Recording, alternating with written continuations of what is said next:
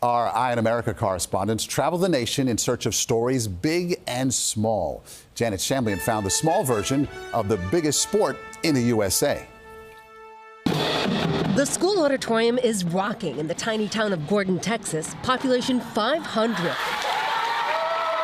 Excitement ahead of the football game is as big as Texas. Even if the contest itself is downsized, these Longhorns play six-man football. Mike Reed is the coach. Describe six-man football to people who don't know what it is. It'd be like watching a basketball game with football pads on. It's very, very fast. It's very high scoring. And very realistic for schools too small to field an 11-man team, says Reed, who also drives the team bus to the games. Like this one in Lingleville, Texas, home of the Cardinals. High school football, almost religion here in Texas, is typically played in front of thousands.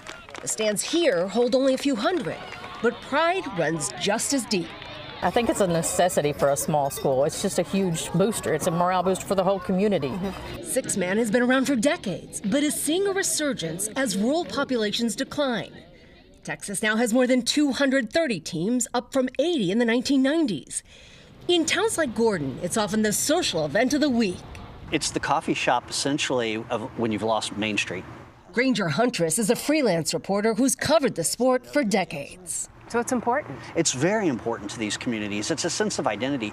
There's this sense of pride. You know, this is our team. You know, we haven't had to shut down yet. We're still open. Six-man is a shorter and narrower field. Kicks are worth 4 points. A first down takes 15 yards. And every player does it all. Offense, defense, and special teams. The sizzling concession stand looks the same as any high school game. And plenty of hometown energy. I feel like it's what brings people together, you know, in a world where it's so divided. It's like one thing we can get behind is six-man football, and that's exactly what we do every week.